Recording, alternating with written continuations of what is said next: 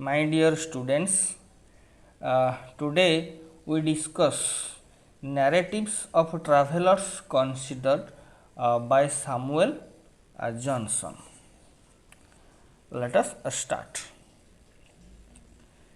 It may, I think, be justly observed that few books disappoint their readers more than a narration of travelers. One part of mankind is naturally curious to learn the sentiments, manners, and condition of the rest, and every mind that has leisure or power to extend its views must be desirous of knowing in what proportion providence has disturbed the blessing of nature or the advantages of art among the several nations of the earth.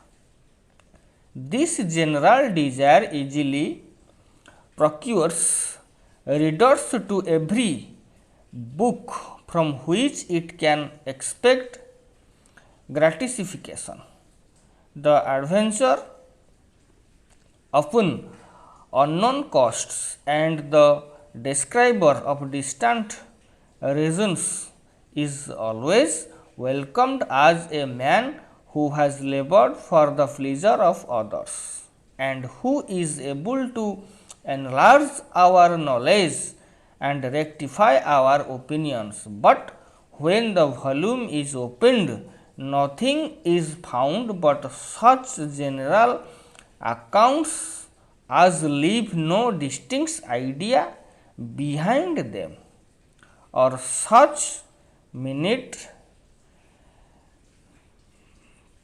enumerations as few can read with either profit or delight.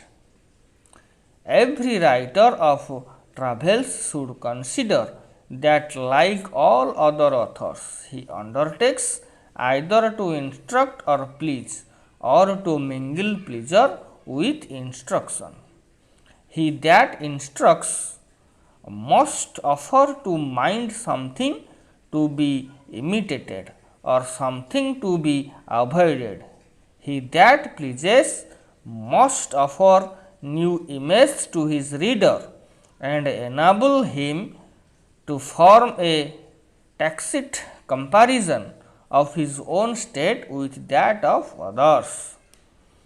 The greater part of travelers tell nothing because their method of travelling supplies them with nothing to be told. He that enters a town at night and surveys it in the morning, and then hastens away to another place and guesses at the manners of inhabitants by the entertainment which his inn afforded him, may please himself for a time with a hasty change of sense and a confused remembrance of palace and churches. He may gratify his eye with a variety of landscapes and regale his palate with a succession of vintages, but let him be contented to please himself without endeavoring to disturb others.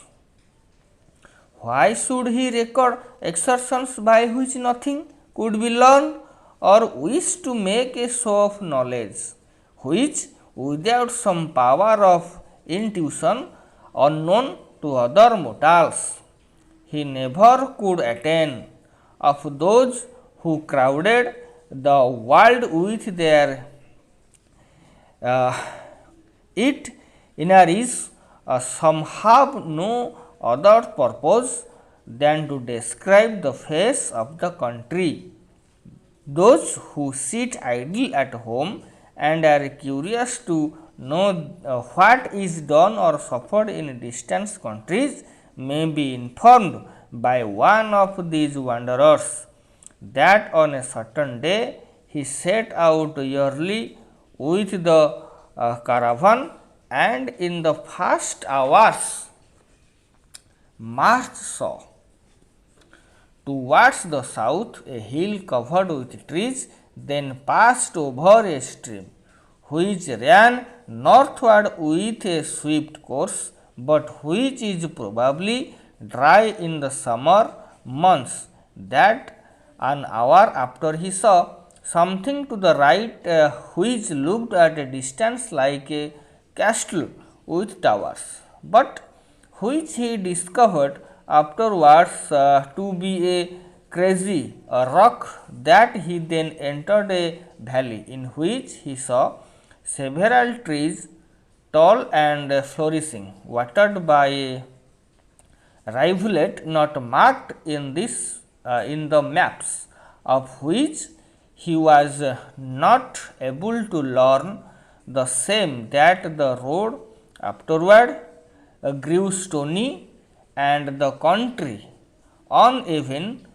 where he observed among the hills may hollow worn by torrents, and was told that the road was passable only part of the year.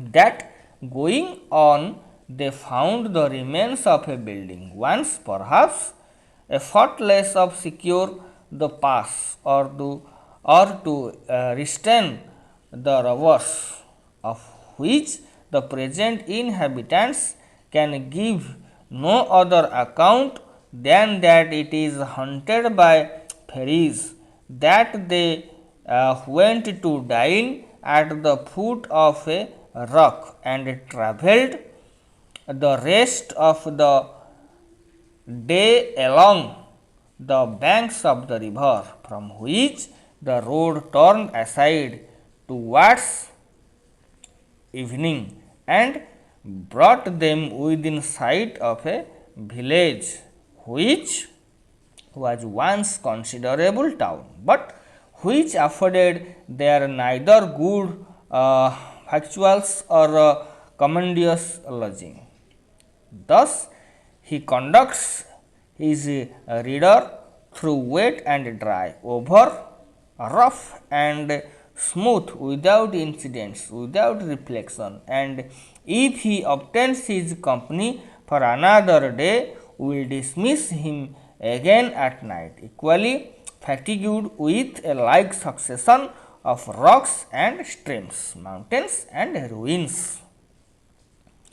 This is common style of those sons of enterprise who visit savage countries and range through solitude and desolation, who pass a desert and tell that it is sandy, who cross a valley and find that it is green.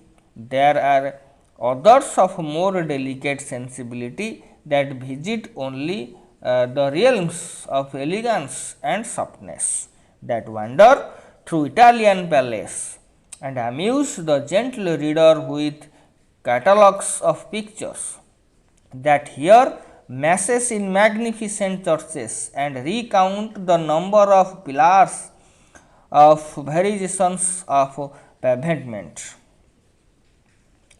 And there are yet other who is disdain of trifscopy inscriptions, elegant and rude, ancient and modern, and transcribe into their book the walls of every edifice, sacred or civil. He that reads this book must consider his labor as its own reward, for he will find nothing on which affection can fix or which memory can retain. He that would travel for entertainment of others should remember that the great object of remark is human life. Every nation has something peculiar in its manufactures, its work of genius, its medicines, its agriculture, its customs and its police. He only is a useful traveller who brings home something by which his country may be benefited, who procures some supply of want or some mitigation of evil, which may enable his readers to compare with condition with that of others to improve it whenever it is worse and whenever it is better to enjoy it. Dear students, today we discuss Samuel Johnson's narrative of travelers consider. You may practice it and notes it for your exam. Thank you. Have a good day.